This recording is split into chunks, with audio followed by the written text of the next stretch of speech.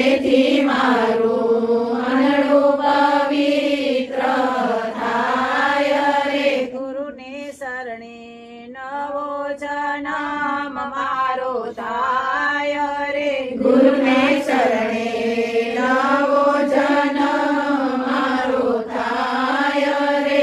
એવી રીતે બીજું મંગળ પૂરું થાય રે. એવી રીતે બીજું મંગળ પૂરું થાય રે. ત્રીજો મંગળીયો વર થાય રે. ત્રીજું મંગળિયું વરતાય રે. ત્રીજે મંગળ ત્રિપુટી તાળા ખોલાય રે. ત્રીજે મંગળ ત્રિપુટી તાળા ખોલાય રે. નામ વિના ઠાલું નથી કોઈ ઠામ રે. નામ વિના ઠાલું નથી કોઈ ઠામ રે. ગુરુને શરણે આત્મ રામ ઓળખાય રે. ગુરુને શરણે આત્મ રામ ઓળખાય રે. એવી રીતે ત્રીજું મંગળ પૂરું થાય રે. એવી રીતે ત્રીજું મંગળ પૂરું થાય રે. ચોથું મંગળીયો વરતાય રે. ચોથું મંગળિયું વરતાય રે. ચોથે મંગળ બોલનહારો ઓળખાય રે. ચોથે મંગળ બોલનહારો ઓળખાય રે. તેથી મારા આવાગમન મટી જાય રે. તેથી મારા આવાગમન મટી જાય રે. ગુરુને શરણે કર્યા કરમ મટી જાય રે. ગુરુના શરણે કર્યા કરમ મટી જાય રે. ગુરુ શરણે સવારમ ગુણ લાગાય રે. ગુરુને શરણે સવારમ ગુણ લાગાય રે. એવી રીતે ચાર મંગળ પૂરા થાય રે.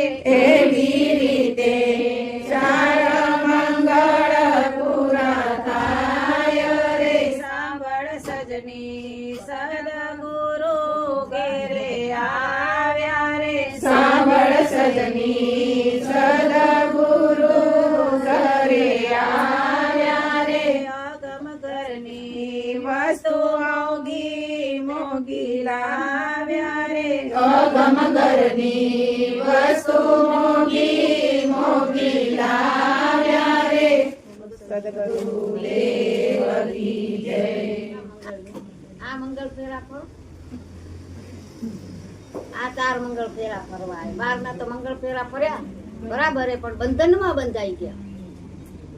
ભારે આપે આ સંસાર શરૂ કર્યો, ગ્રસ્ત આશ્રમમાં આવ્યા તો આપણે બંધનમાં બંધાઈ ગયા. આ 4 ફેરા એ બંધનમાં બાંધ્યા. પણ આ મંગળ ફેરા, આ જે 4 મંગળ ફેરા એ આપને મુક્ત કરે છે. આ મંગળ કેટલો આખો પાઠ સમજાવી દીધો. સદગુરુ આપણા એમ કે આપણે ઘરે આવ્યા, કયો અગમ જેની આપણે ગમ નથી ને, આ અગમ ઘરનો સંદેશો લાવ્યા. અગમ ઘર ક્યાં આવી કે ઈ ઘરેથી આ સંદેશો લઈને આવે. અગમ ઘર જે છે ઈ તો ગુરુજીનો દેશ છે. ક્યાં અગમ ઘર છે? ગુરુજીનો દેશ તો આપી પ્રમાણથી પાવે છે. ત્યાં અગમ ઘર છે. આપણે આ અગમ એટલે એની ગમ જ નથી. આ અગમ ઘરનો સંદેશો લઈને આવ્યા, આપણે ચેતાવા આવ્યા કે જાગો. પછી એટલે એને આ શબ્દ સુરતા સાંભળ સજની. સદગુરુ ઘરે આવ્યા ને અગમ ઘરનો સંદેશો લાવ્યા તો ખરા, પણ એની હારે મોંઘી મોંઘી વસ્તુ લાવ્યા.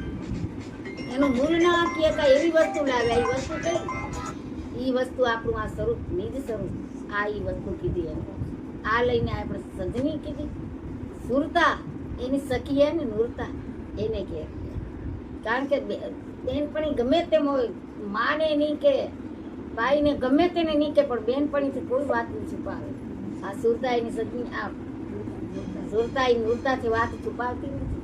હા પણ ત્યાં આગમ ઘરનો સંદેશો લઈને આવે અને વસ્તુ બહુ મોંઘી લાવ્યા. હવે તું જોજે મારા મંગળમાં એ વસ્તુ વાપરશે. ઉપદેશ દે તો આ બધી વસ્તુ વાપરવી પડે. તો અહીંયા કીધું ને પહેલું મંગળ કાર્ય કઈ કર્યું? સદગુરુ જે આપણે ઉપદેશ દે ત્યારે આપણે સદગુરુ શરણમાં તન મન ધન નથી સોંપતા. તન મન ધન અર્પણ કરી દીધા, સમર્પણ થઈ ગયા આપણે. તો પહેલા દાતા શિષ્ય થયો, પછી દાતા ગુરુદેવ થયા. એને નામ દાન કર્યું. શિષ્યએ તે આખું તન મન ધનનું દાન કર્યું, પણ એને આખું નામ દાન દીધું આપણે. અને પછી એને મંગળ ફેરા ફરાવ્યા. તો પહેલે મંગળ કયું દાન દીધું? હવે આ પહેલા મંગળમાં તન મન ધનની વાત. પહેલે મંગળ કાયાના દાન દીધા. તન સોંપ્યું, તન એ આપણી કાયા, એ તન છે. તો આ કાયાના દાન દીધા. એમાં પછી શું કીધું? પહેલે મંગળ કાયાના દાન દેવાય. એનામાં આવાગમન મટી જાય. આવાગમન કે ને જન્મે મરે કોણ રહ્યું? આત્મા તો અખંડ ધર્મ રવિનાશી છે. તો આ કાયા હે ને, આ કાયા જન્મે ને કાયા મરે. તો આ આવાગમન આને હે. આવું આ આવીએ કાળ જશે. વળી પાછી માં નવી માના ગર્ભ ધારણ કરશે ને વળી આવશે ને વળી જશે. આ કાયાના દાન દેવા. આ કાયાના દાન આપી સોંપી દીધા સમજી. પછી બીજું મંગળ, ભ્રમણા દૂર થાય. બીજે મંગળે તે ભ્રમણા ભાંગી, ભ્રમણા દૂર કરી. કઈ ભ્રમણા હતી આપને?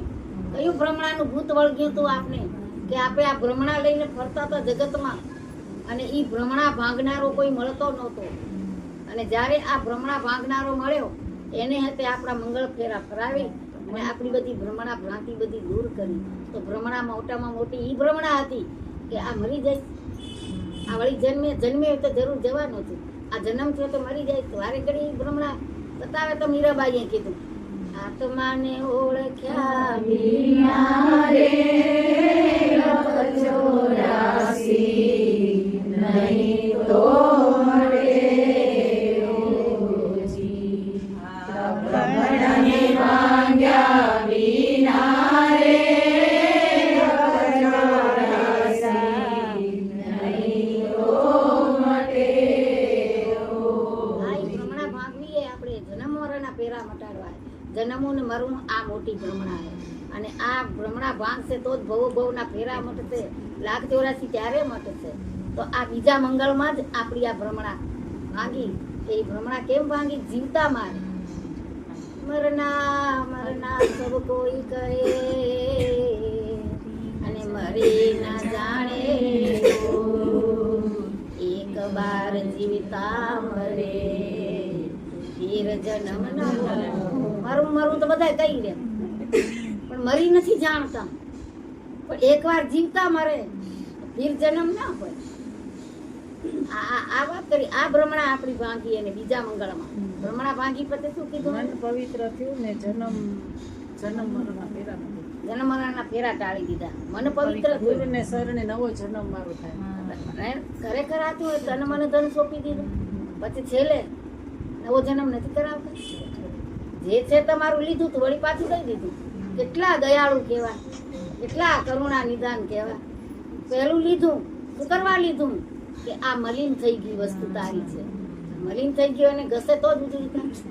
તો એને એવી નિર્મળ પવિત્ર કરીને પાછી આપણે પાછી દીધી. પણ એક શરત મૂકીને પાછી દીધી હોય. શું શરત એને નાખી? આપણે આ પાછી દીધી. શું શરત એને? કઈ શરત કરીને? હાર ફેરાવીને કે હું હારી.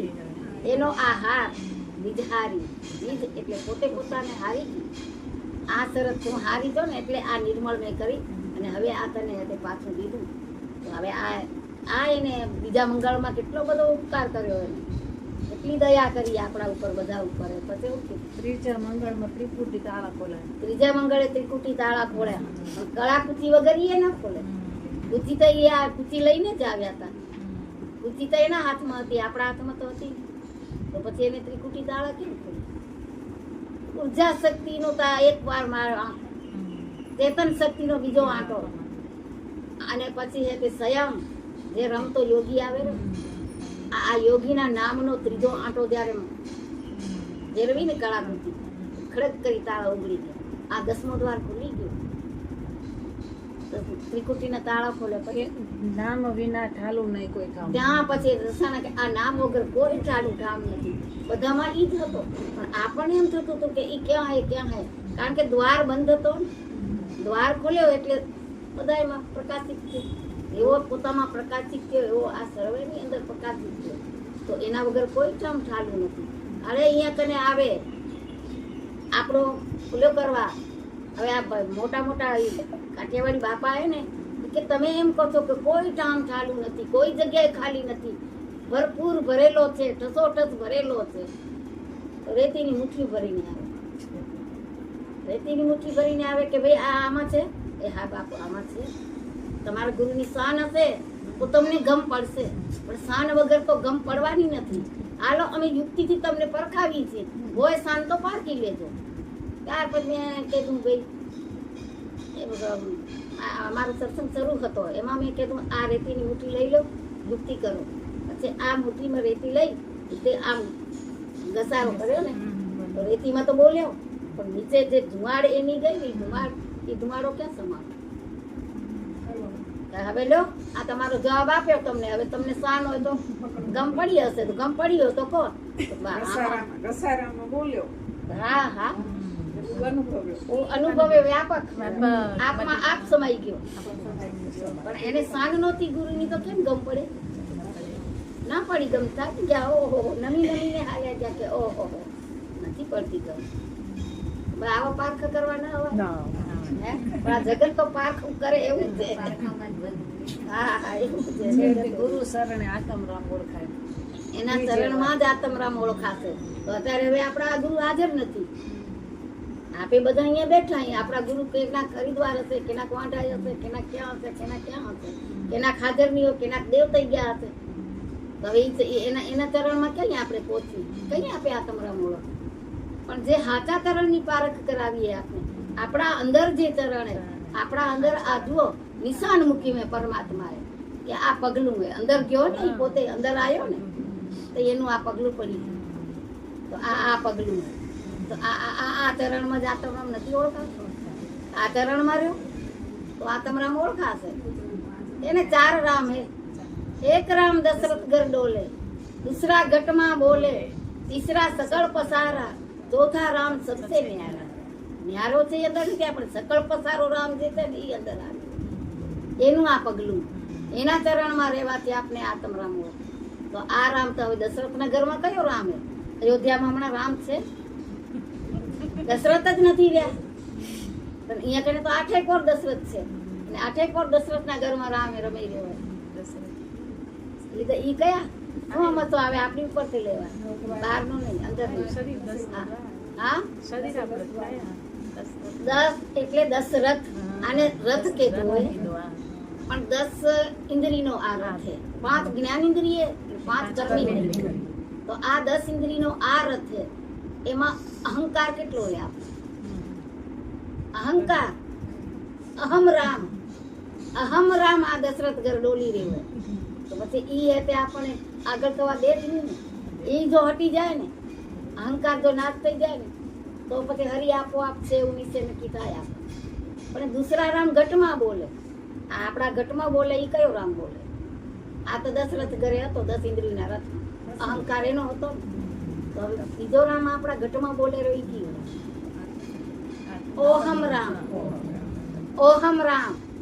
ઓહમ રામ આ ઘટમાં જ બોલે રહ્યો, ઈ બહાર બોલતો નથી. તીસરા રામ સકળ પસારા, બધા દરેકની અંદર ઈ રામ છે. સકળ એટલે સર્વત્ર, બધાની અંદર ઈ રામ. સકળ પસારા ચોથા શબ્દ છે. આ સકળ પસારો જે રામ છે, આપણા શ્વાસ ઉશ્વાસની ગતિ, આમાં જે હે તે આમાં જે સોહમ રામ છે, આ સોહમ રામ સકળ પસારો છે. અને એનું આ ચરણ, આ ચરણમાં રહેવાથી જ આપણે આત્મા ઓળખાશે. આ ચરણમાં રહેશું તો જ આત્મા ઓળખાશે. બાકી ગુરુ આપણા હાજર હશે ને, હમણાં ગુરુ પૂનમના એના ચરણમાં જશું, એનાથી નહીં ઓળખાય. આ ચરણમાં રહેવાથી ઓળખાશે. આ ચોથો તો ન્યારો, આત્મારામ ન્યારો હોય. આત્મારામ કેમ ઘટમાં ઈતા કે ને કે કાયમ આજે તમે મને શંકરે કીધું ને મન સચિદાનંદ સ્વરૂપ છું રે મારો આવે નહીં અંત મારો આવે નહીં અંત રે કાયા સાથે ન કાંઈ લાગતું મને ભજે મોટા સંત રે આજે તે મેં મને ઓળખ્યું આ કાયા સાથે મને કાંઈ નથી હોતું આ તો દેહ આવે ને જાય એના હાથે મને કાંઈ લાગે વળગે પણ મને ભજે મોટા સંત કીધું જુઓ બધા એને જ ભજે રહ્યા છે આ હે તે ચોથો ન્યારો રામ આત્મરામ ઈ ન્યારો છે ચોથા મંગળે બોલન હારો ઓળખાય. ચોથા મંગળે બોલન હારો ઓળખાય. ચોથા મંગળ એટલે છેલ્લું સ્ટેપ ન્યારા એનામાં આવાગમન મટી જાય. આવાગમન મટી જાય તો ચોથા મંગળે બોલન હારો બોલ પહેલો તો બોલન હારો કબીર સાહેબ કે સંસારી શું જાણશે રે જ્ઞાની કરો ને વિચાર રે બોલનહારો ક્યાં વસે છે. બોલનહારો તો આપણામાં જ વસે છે પણ જ્ઞાની કરો વિચાર ક્યાં વસે છે. આને રવિ રામે તો એને રીતસર કહી દીધો કે એને પારખ થઈને પરખો તો આ બોલનહારો હોય તો ઓળખાશે ને પરખાશે. આ પવન ચરખામાં બોલે છે. રવિરામે ના કહ્યું એ જીએને નૂરતે સુરતે પીરકો એ જીએના ગણનારાને તમે પરકો રે કોને બનાવ્યો પવન ચરખો કોને બનાવ્યો પવન ચરખો આવે આવે ઈરે બોલાવે જ્યાં જોવો ત્યાં સરખો દેવળે દેવળે કરે હુંકારા દેવળે દેવળે કરે હુંકારા પારખ થઈને પરકો રે રામ કોને બનાવ્યો પવન ચરખો હે રામ કોને બનાવ્યો પવન ચરખો. આ બોલન હારો ને આપણે હાથે શાન બતાવી દીધી. શાન બતાવી દીધી. આપણા કને ગુરુની ગમ હોય તો ગમ પડે. ગમ વગર કેવી રીતે ગમ પડશે. અને પાછો પવન ચરખો. આ પવન ચરખો શ્વાસુ શ્વાસને ચરખો કીધો બોલે એમ જ રહ્યું.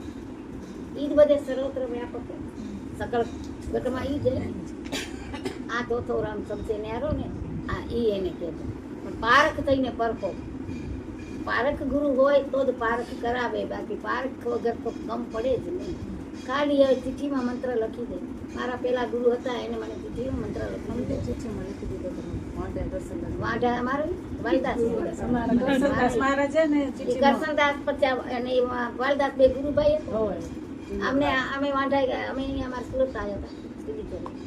તો હવે એને લખી દીધો. હવે આ કેટલો રટ્યો કેટલો બધો હાલ તે બોલી આપણે યાદ રહી જાય પછી તો એમાં રહેવાય ને. કારણ કે ભાવ ને લગની એવી હતી પણ પરખાણું નહીં.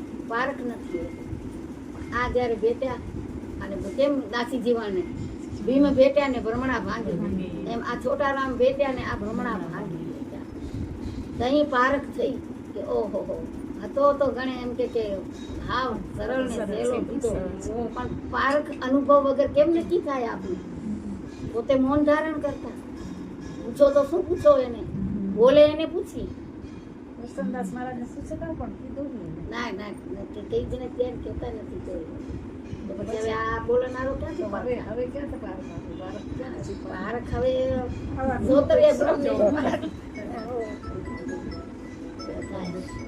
પછી શું કીધું ચોથું મંગળ પૂરું થયું. પછી ગુરુ શરણે કર્યા કરમ મટી જાય. કર્યા કર્મ મટી જાય. ગુરુ શરણે જ કરેલા કર્મ મટી જાય. તો છેલ્લે તમે ક્યાંય નહીં આવે. આપે આ બધા ગુરુને આ ગુરુ કર્યા તો કર્યા ખાલી આ કરે પણ અહીંયા તો એકદમ આમ રીતસર બ્રહ્મગ્નિ પ્રગટ કરે અને બ્રહ્મગ્નિમાં આહુતિ દે કે તારા જે કરેલા કર્મ છે તારા જે પાપ આ તે જે આ હું ચેતનશ્રી મહામંત્ર નાશ કરે કેનો દોષ દેહનો. આ દેહમાં કેટલા દોષ ભર્યા છે, આ બધા દોષ છે તે એ તે નાશ કરી દે. કારણ કે બ્રહ્મગ્નિ અગ્નિ લાગે એ કાંઈ મૂકે, આગ લાગે એ કાંઈ મૂકે. આ તો બ્રહ્મગ્નિ પ્રગટ કરે, બ્રહ્મગ્નિ પ્રગટ કરે એમાં બધું સ્વા કરે. અને પછી પણ આપણું આ પારબદ્ધ કર્મ લઈને આવ્યું હોય, તો આ પારબદ્ધ કર્મ લઈને આવ્યું હોય તો કઈ આ ભોગવશે, આપને ખબર નથી કેવું કર્મ ભોગવશે ને કેવું કરશે, શું કરશે. એના માટે પણ આપણે સરળ ને સીધો રસ્તો બતાવી ગયા કે ભાઈ આ આહુતિ તારી ચાલુ હે, આટે પર હું ઉતાવો તોય આહુતિ દેવાયરી, અને જાગો રહે તોય દેવાયરી, ને હાલો રહે તો આઠે પર આહુતિ દેવાયરી. તો આ આહુતિ તમે દો, અને અહીંયા કને તો બ્રહ્મગ્નિ તો પ્રગટ જ છે, એમાં બધું સ્વાદ થઈ જશે તમારો. ભાગ લેખમાં મેક નહીં મળે, કર્મ ભોગવવા તો પડશે, પણ ફાંસી થનારી હોય ને એ જગ્યાએ કાંટો લાગશે. આમાં હળવા કર્મ આપણે ભોગવવા, આ જે હોય લખેલી તો થઈ ને જાય, પણ આપણે હળવા કરતા આવડો ખબર. અને અંતિમ સમય આવશે ને તો વિછીના જેવી વેદના થશે. આપણું આ લક્ષ રહેવા નહીં દે એમાં. પહેલેથી જ આપણે જો એમ કે નિશ્ચિત દ્રઢતા આવી જાય, નિશ્ચય થઈ જાય, તો પછી હેતે અંતિમ સમય પોતે હેતે આપણે બચાવવા આવશે. પણ આપણે એવી કમાણી કરશું તો આ બધા આ શરણમાં આ કર્મ કરેલા બળે આપણે. એ વાત કરી આ સવારે સવાર